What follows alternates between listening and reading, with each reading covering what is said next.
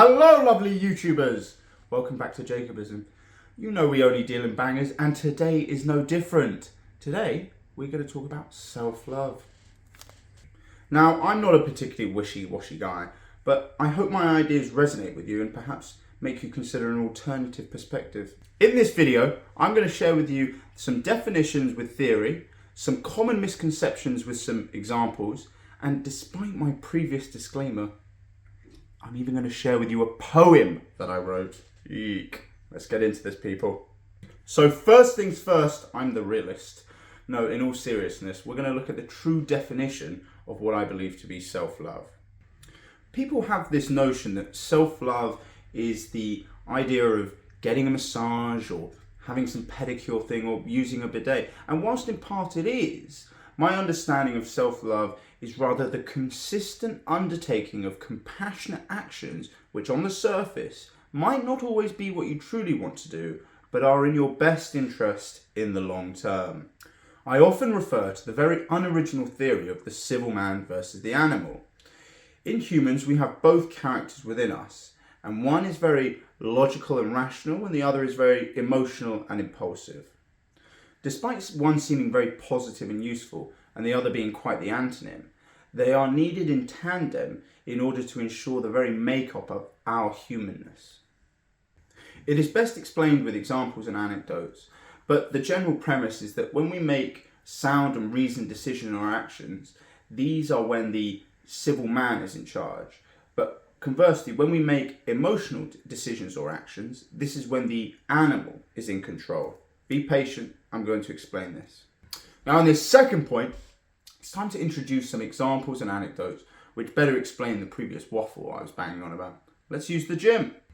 So, you decide to change your physique through working out.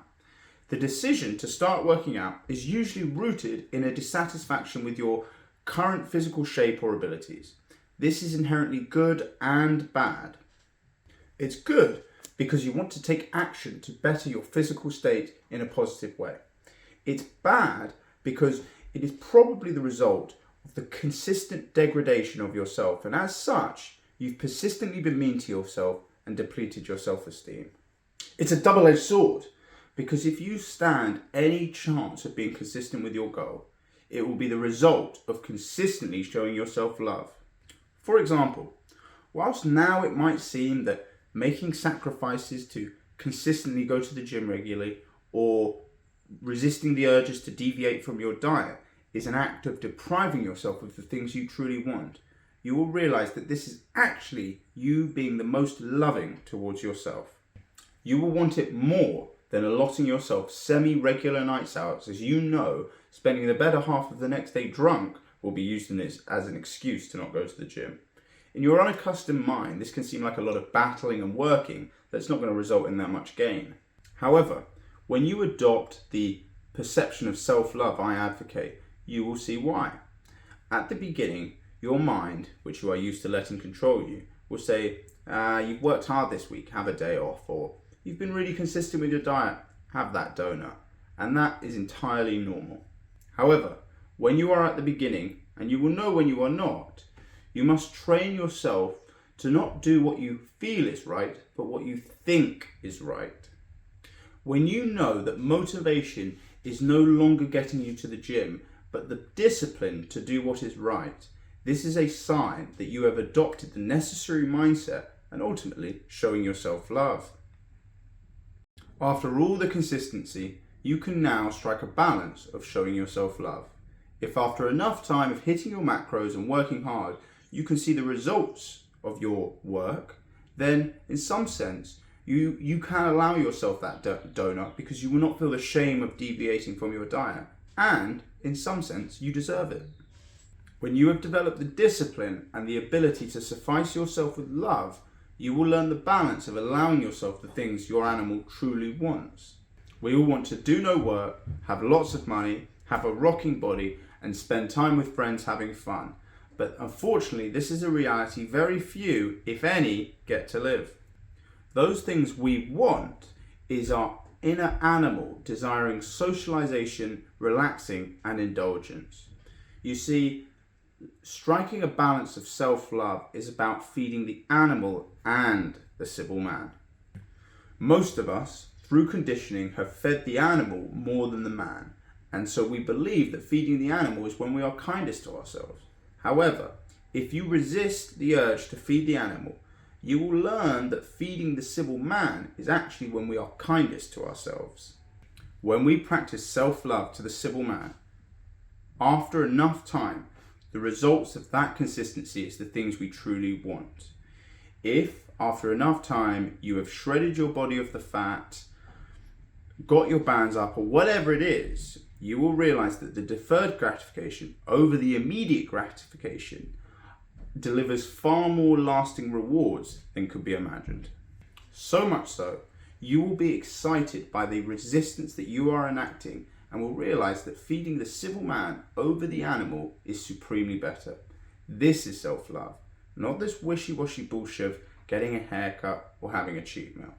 And now it's time for point 3, lovely people. As promised, I wrote this at a time when it was quite pertinent to my life. The poem, The One Who. We all have that person, the one who isn't a friend. Stays longer than welcome, destructive and toxic. All-consuming till the last crumb, berates and takes. Always borrows but never lends, sabotaging and fake. Hold strong, my child, you will learn to fend. The one who makes you do bad things, the one who makes you feel shame. The one who stops you doing the things you truly want, the one who keeps you the same. The one who deals in lies, the one who makes you cry. And even though you sit alone when you think you have a moment's rest, one would think you're safe at home, but he reminds you you're far from your best. The one who doesn't listen, the one who is too critical, the one who fills you with doubt, the one who isn't physical, the one with an immeasurable wrath, the one who can dictate your path.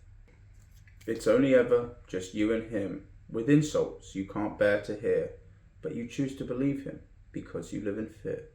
Hold strong, my child, you will learn to fend, and when you do, you will begin to mend.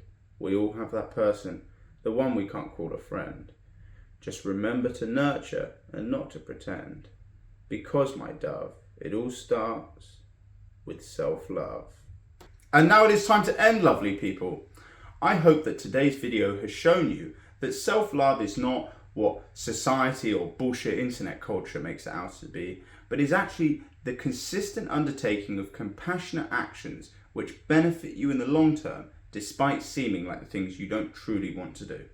I would also like to add that the poem was my first and only ever poem that I've written thus far.